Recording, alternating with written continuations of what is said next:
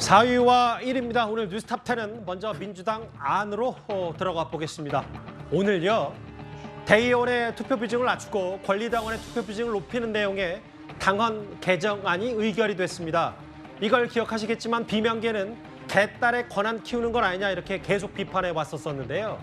일단 오늘 현장부터 점검을 해야 될 것이 이 투표 전에 격렬한 찬반 토론이 벌어졌는데 이재명 대표 면전에서 비명계에 이런 말들까지 쏟아졌습니다.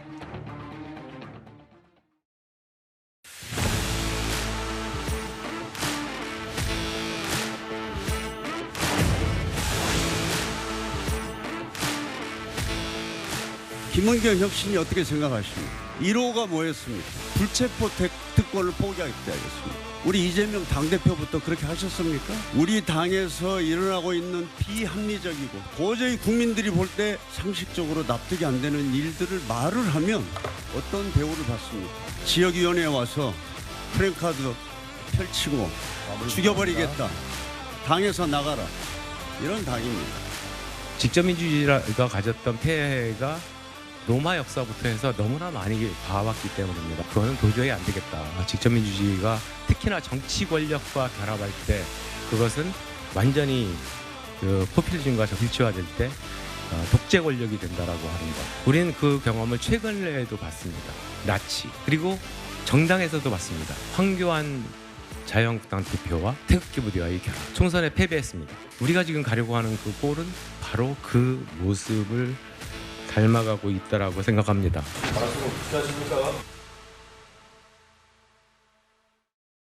이제부터 이 얘기 하나하나 만나보겠습니다. 이현정 의원님, 네. 제가 먼저 화면 설명부터 좀 더 해야 될 것 같습니다. 왜냐하면 오늘 이 공개적인 자리, 여러 당헌을 의견하는 이 자리에 맨 앞줄에 당대표인 이재명 대표 이렇게 앉아 있었고요. 당 지도부 최고위원들 앉아 있고 공개적인 자리에서 민주당이 나치를 닮아간다 혹은 태극기 부대와 결합한 황교안 전 대표 모습 닮아간다. 홍영표 의원 이렇게 쓴소리, 비판 목소리 키웠고요. 이런 공개된 자리에서 말 한마디 한마디 상징하는 바가 꽤 큰 것 같습니다. 그렇죠. 예전에 볼 수 없었던 모습을 보는 것 같습니다. 홍영표 전 원내대표죠. 원내대표까지 했기 때문에 예. 최근에 이렇게 공개적으로 발언한 것은 굉장히 드문 경우라고 보여집니다. 그리고 이원욱 의원 같은 경우도 지금 이 나치라는 이야기를 했지 않습니까? 이게 아마 유럽이나 이런 데 가서 나치 이야기를 하면 굉장히 그 중대한 발언이거든요. 왜냐하면 나치 같은 경우도 히틀러의 나치도 사실은 합법적인 선거를 통해서 집권을 했습니다.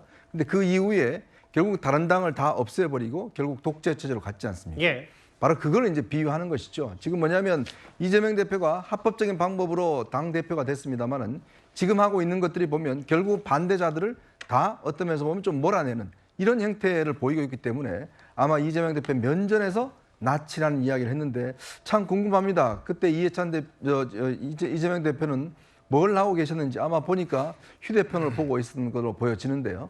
어쨌건 뭐 당신은 이야기해라. 나는 딴 거 본다. 뭐 이런 이야기겠죠. 그만큼 지금 민주당의 갈등이 이제는 공개화됐다. 이렇게 볼 수 있을 것 같습니다. 그전에는 뭐 따로 기자회견하거나 따로 모임을 하거나 했는데 오늘 중앙위원회는 중요한 결정들을 오늘 두 가지를 했습니다. 결국 이 대의원과 권리당원의 어떤 이 비율을 1대60에서 1대20으로 줄이는 걸 이제 결정을 했거든요. 이제 그럴 때 바로 이원욱, 홍영표 이 비명계 대표적인 주자들이 나와서 저렇게 공개적인 이야기를 하고 있고 저렇게 이재명 대표는 계속 저렇게 휴대폰만 보고 있습니다. 결국은 당신이 뭔 말하는지 나는 관심 없다라는 표현 아니겠습니까? 저거는 저는 상징적으로 이야기하면 결국 비명계에 대해서 앞으로 내가 어떻게 할지를 보여주는 것 같습니다. 당신들이 아무리 신당을 떠들고 뭘 하더라도 나는 관심 없다. 나는 나의 길을 가겠다. 마이웨이를 이야기하고 있는 게 아닌가 싶습니다. 물론 뭐 저 장면만 갖고 했을 때 비명계 발언했을 때 이재명 대표가 하루 종일 뭐 오롯이 주구장창 핸드폰, 휴대전화만 봤다고 할 수는 없어요. 몇 장만 저희가 포착한 거기 때문에. 다만 앞줄에 있는 민주당 지도부 이재명 대표를 포함해서 홍영표 원내대표, 정청래 최고위원의 모습을 보면 글쎄요. 경청이라기보다는 좀 눈을 감고 생각에 잠긴 듯한 뭐 여러 가지 모습들도 있습니다. 민주당 소속의 여선호 행정관님. 대표 면전 앞에서 나치 얘기하고 뭐 태극기 부대와 닮아간다 뭐 이런저런 얘기 나오면 불체포 특권 포기 왜 안 지켰냐는 취지 얘기. 당이 좀 갈 때까지 간 건 아닌지 모르겠습니다. 이런 표현도 어떻게 받아들이실지요? 네, 사실은 저희 오늘 중앙위원회가 전부 다 생중계됐었거든요. 그렇게 됐는데 많은 당원들이 사실은 좀 지켜보고 있었고 이현우 의원님의 나치 발언은 약간 좀 선을 넘는 발언이었다. 당을 비판할 수는 있는데 그 예. 비판의 내용이 약간 논리적으로 비판을 해야지 센 단어들을 써가면서 당원들의 마음에 아픔을 주면서까지 이렇게 조금 당을 비판하는 게 조금 옳은 것이냐 이런 좀 생각이 듭니다. 저는 뭐 이재명 대표가 이제 뭐 저 장면도 뭐 나오고 있긴 한데요. 그 정치인들 막 이렇게 뭐 행사나 이런 회의 같은 장면 보면은 대부분 정치인들의 이제 약간 눈을 감고 있어요. 그게 뭐 특별하게 무시한다거나 뭐 이런 건 아니고 예. 그냥 이제 뭐 약간 포커페이스 유지하는 거죠. 특히 오늘 중앙위원 같은 경우에는 지금 쉽게 말하면은 비명계 의원님들이 거의 다 나오셔가지고 거의 많은 시간 동안 이야기를 하셨거든요. 예. 뭐 그런 면에서 뭐 이재명 대표가 뭐 어쨌든 이제 내용을 다 듣고 있었다 이렇게 좀 보면 될 것 같고요. 오늘 있었던 중앙위원 뭐 안건은 뭐 이렇게 다 많은 당원들의 찬성으로 이렇게 통과가 됐습니다. 그래서 저는 오늘 있었던 안건도 어쨌든 막 비명계 의원님들께서 말씀을 해주시지만 약간 당심이다 이렇게 좀 말씀드리고 싶습니다. 맞아요. 여선행정관 말 맞다나 단 한 장의 사진으로 이재명 대표가 전혀 듣고 있지 않았다라고 저희가 강조할 수는 없어요. 당연합니다.